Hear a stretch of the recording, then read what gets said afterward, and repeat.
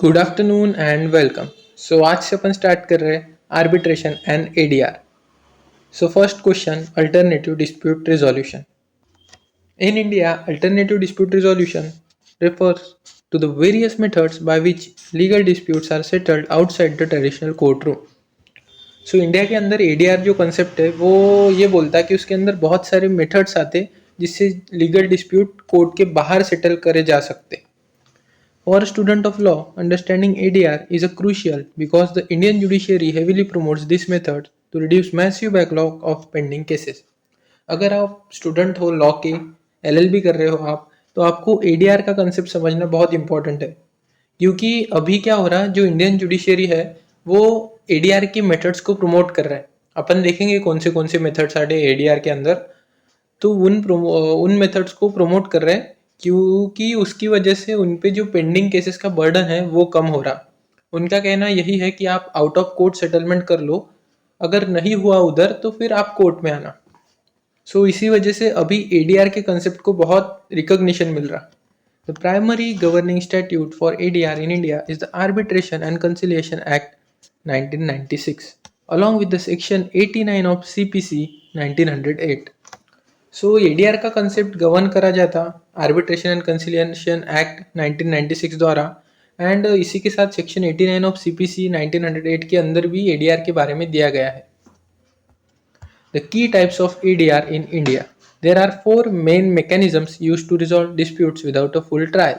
मतलब 4 मैकेनिज्म्स आते एडीआर के अंडर जिससे कोई भी डिस्प्यूट रिजॉल्व करा जा सकता बिना कोर्ट का पूरा ट्रायल कंप्लीट करे। उसमें सबसे पहले आता arbitration. This is the most formal ADR method. The parties submit their dispute to a neutral third party called an arbitrator. ये मोस्ट फॉर्मल मेथड है और इसके अंदर पार्टीज जो रहते प्लेंटिफ एंड डिफेंडेंट वो उनका डिस्प्यूट सबमिट करते एक न्यूट्रल थर्ड पार्टी को जिसको आर्बिट्रेटर बोला जाता। The award decision rendered is called an arbitral award and is legally binding much like a court degree. मतलब इस पूरे प्रोसीडिंग का मतलब आर्बिट्रेशन प्रोसीडिंग का जो भी डिसीजन आएगा उसको आर्बिट्रल अवार्ड बोला जाएगा और ये लीगली बाइंडिंग रहेगा दोनों पार्टी पे और इसको कोर्ट की डिग्री की तरह ही ट्रीट किया जाएगा। Govern by the arbitration and conciliation act 1996। Usage commonly use in commercial contract and business dispute. मतलब ये आर्बिट्रेशन की मेथड बहुत बार कमर्शियल जो कॉन्ट्रैक्ट रहते हैं उसके अंदर क्लॉज रहता है एक मेंशन आर्बिट्रेशन क्लॉज करके वैसा, या फिर बिजनेस रिलेटेड डिस्प्यूट अगर हुए तो ये यूज करते क्योंकि बिजनेस रिलेटेड डिस्प्यूट का क्विक सॉल्व होना जरूरी रहता। और अगर वो कोर्ट की थ्रू गए तो कोर्ट तो आपको मालूम है तारीख पे तारीख मिलती रहेंगी, डिस्प्यूट सॉल्व नहीं होगा, इसी वजह से उनके बिजनेस में प्रॉब्लम आ सकता। तो उस कंडीशन में वो एडीआर मतलब आर्बिट्रेशन की मेथड चुनते जिससे उनका जो डिस्प्यूट है वो फास्टली रिजॉल्व हो जाता। और ये एक्ट मतलब ये अभी देखा अपन ने कि आर्बिट्रेशन एंड कंसिलिएशन एक्ट 1996 ये पूरी आर्बिट्रेशन की प्रोसेस को गवर्न करता। कंसिलिएशन ये दूसरी मेथड है एडीआर के अंदर की। A non-binding procedure where neutral third party, the conciliator, assists the parties in the reaching mutual acceptable settlement। मतलब आर्बिट्रेशन बाइंडिंग थी बट ये कंसिलिएशन नॉन बाइंडिंग है।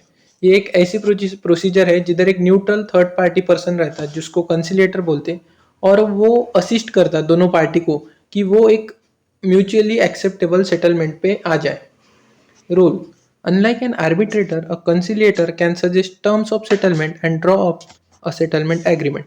मतलब आर्बिट्रेटर जैसा नहीं बट कंसिलिएटर एक सेटलमेंट टर्म सजेस्ट कर सकता है दोनों पार्टी को। मतलब फॉर एग्जांपल एक पार्टी अड़ गई कि मेरे को 1 करोड़ कंपेंसेशन होना, दूसरी बोल रही हम 50 लाख तक दे सकते, देन इन्होंने बीच का मतलब सेटलमेंट कर लिया कि आप 75 दे दो, ऐसा कंसिलेटर ने बोला उनको।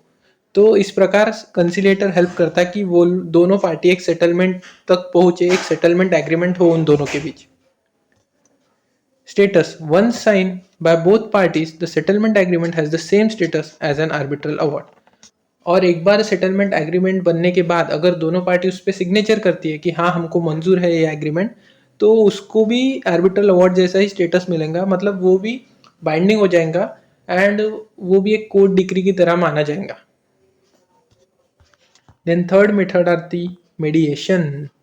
Mediation is a voluntary and confidential process where a mediator facilitates communication between the parties. तो मेडिएशन एक ऐसी प्रोसेस है जो कि वॉलंटरी है, मतलब पार्टी अगर खुद होके चाहे तभी वो उधर मेडिएशन चुन सकते, और ये कॉन्फिडेंशियल रहती, मतलब ये प्राइवेट प्रोसेस रहती कि ये सिर्फ मेडिएटर और दो पार्टीज के बीच ही होती, उधर कोई तीसरा पर्सन प्रेजेंट नहीं रहता।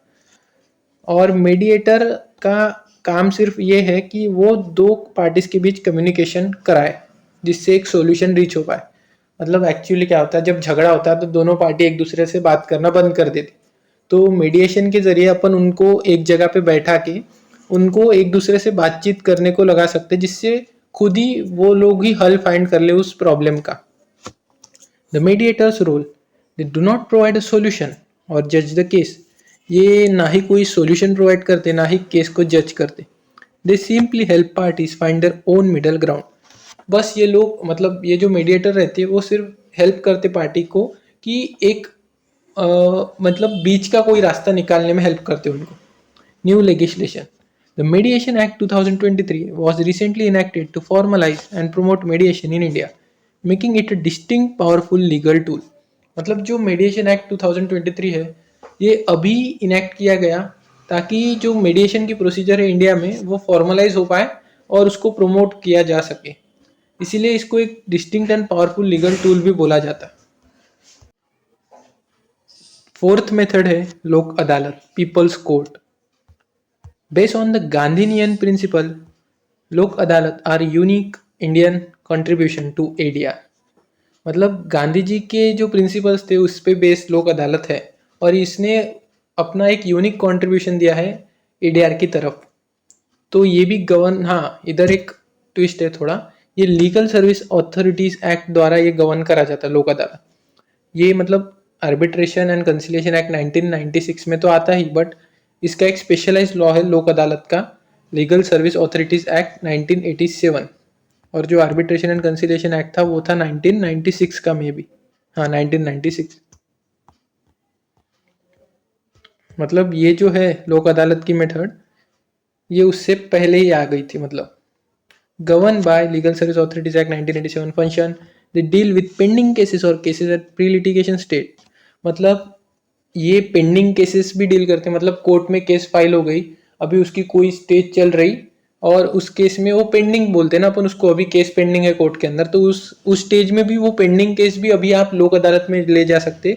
और अगर कोई स्टेज अभी प्री लिटिगेशन स्टेज पे है, मतलब अभी कोर्ट में फाइल करना बाकी है, तो उस कंडीशन में भी आप उसको लोक अदालत में फाइल कर सकते। Finality, an award made by लोक अदालत is final and binding on all the parties and no appeal lies against it in any court।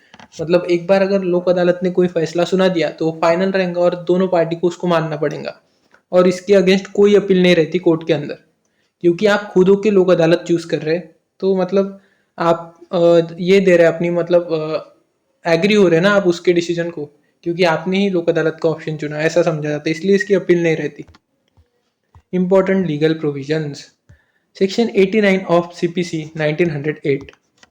This is the landmark provision that empowers a judge to refer a case to ADR if they feel there are elements of settlement the court can suggest। मतलब जो section 89 है CPC का, civil procedural code का, वो एक landmark provision है जो empower करता है किसी भी जज को कि वो कोई भी केस को एडीआर को रेफर कर सकते हैं। मतलब उनको अगर लगा कि इस केस के अंदर थोड़े बहुत भी चांसेस है कि सेटलमेंट पॉसिबल है, तो उस केस के अंदर कोर्ट फिर सजेस्ट करेंगे उनको, आप एक तो आर्बिट्रेशन चूज करो, कंसिलिएशन करो, या लोक अदालत में जाओ जुडिशियल सेटलमेंट करो, या मीडिएशन चूज करो। सो इधर एक केस लॉ है, देखो, the Afcons infrastructure limited versus Cherian Varkey construction corporation case। This is the vital Supreme Court judgment for law students। It clarified how Section 89 should be implemented and categorized which types of cases are suitable for ADR, like trade, commerce, matrimonial disputes, and which are not, like criminal cases or cases involving serious fraud। मतलब ये जो case थी एपकॉन्स infrastructure versus Cherian वार के construction की, इसके अंदर एक supreme court ने जजमेंट दिया जो कि सेक्शन 89 ऑफ सीपीसी से रिलेटेड था। और सुप्रीम कोर्ट ने ये बोला कि सेक्शन 89 को किस प्रकार इम्प्लीमेंट किया जाए और कैसे कैटेगराइज किया सुप्रीम कोर्ट ने केसेस को, मतलब कौन से सुटेबल है एडीआर के लिए, जैसे trade, commerce and matrimonial dispute suitable है, एंड कौन सी नहीं है, जैसे क्रिमिनल केसेस हो गए या फिर केसेस इन्वॉल्विंग सीरियस फ्रॉड, तो आप ये केसेस एडीआर से सॉल्व नहीं कर सकते, तो ऐसा सुप्रीम कोर्ट ने बोला। देन आता एडवांटेजेस ऑफ एडीआर। सो सबसे पहले फीचर लिटिगेशन मतलब कोर्ट एंड एडीआर। स्पीड की अगर बात करें अपन तो कोर्ट में सालों भी लग जाते और डिकेट्स भी लग जाते, और ये फास्टर रहता, मतलब फास्ट डिसीजन दे देता एडीआर। कॉस्ट कोर्ट की हाई कोर्ट फीस रहती, लॉयर की फीस अलग लगती, ये मोर इकोनॉमिकल रहता। मतलब इधर कोर्ट फी लगती ही नहीं, और लगी भी तो निग्लिजिबल रहती है, और इधर लॉयर की कोई नीड नहीं है, मतलब आप खुद भी अपने आप को रिप्रेजेंट कर सकते। Then flexibility, rigid procedures, evidence act use होता है। इधर फ्लेक्सिबल एंड इनफॉर्मल, मतलब ये फ्लेक्सिबल है, कोई भी अपने हिसाब से प्रिंसिपल ऑफ नेचुरल जस्टिस को ध्यान रखते हुए या फिर justice equity and good conscience के हिसाब से जज डिसीजन दे सकते।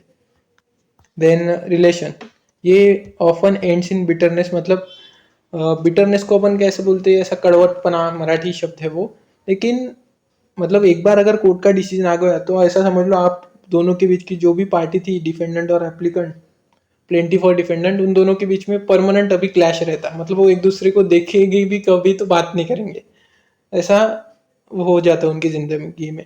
और ये विन विन आउटकम रहता एडीआर के अंदर, मतलब दोनों पार्टी हंसते खेलते हुए इस सेटलमेंट पे पहुंचती। देन प्राइवेसी, ये पब्लिक रिकॉर्ड रहता है, ये कॉन्फिडेंशियल प्रोसेस रहती, मतलब हो सकता है ये ओपन कोर्ट प्रोसीडिंग भी रह सकती कोर्ट के अंदर, बट एडीआर के अंदर कॉन्फिडेंशियल ही रहती, मतलब उधर सिर्फ पार्टी की ही बीच होता है ये जो भी होता है वो। Why ADR is essential in India. ADR क्यों इसेंशियल है इंडिया के अंदर? With millions of cases pending in various courts, the litigation's explosion has made ADR a necessity rather than a choice. It helps in providing speedy justice, which is fundamental right under Article 21, reducing the burden on the formal judiciary, ensuring that technical or commercial disputes are handled by experts, arbitrators rather than general list judges. मतलब सबसे पहले तो speedy justice मिले सबको, तारीख तारीख के लिए रुकना ना पड़े, उसके बाद जो अपने कोर्ट है उन पे से बर्डन कम हो जाए, एंड जो टेक्निकल और कमर्शियल डिस्प्यूट है वो एक्सपर्ट के द्वारा हैंडल किया जाए, ना कि जजेस। मतलब ऐसा ज़रूरी नहीं ना कि हर जज हर चीज़ में एक्सपर्ट हो। तो एडीआर के अंदर कैसा, आर्बिट्रेटर अपन जब चुनते तो अपन वो एक्सपर्ट ही चुनते उस फील्ड का। फॉर एग्जाम्पल एखादा सा मतलब साइंटिस्ट साइंटिस्ट के बीच का झगड़ा है किसी एक्सपेरिमेंट को लेके, तो उस कंडीशन में जज को उसके बारे में कुछ मालूम नहीं रहता, तो जज क्या ही डिसीजन देगा। लेकिन अगर वो आर्बिट्रेशन के जरिए गए तो वो भी एक सीनियर साइंटिस्ट को अपॉइंट करेंगे एज अ आर्बिट्रेटर, तो उस कंडीशन में वो ऑलरेडी एक्सपर्ट है। तो ऐसा इसका फायदा है इंडिया के अंदर। तो ये हो गया अपना कंप्लीट आर्बिट्रेशन का क्वेश्चन, सॉरी एडीआर का question, alternative dispute resolution. Thanks for watching the video.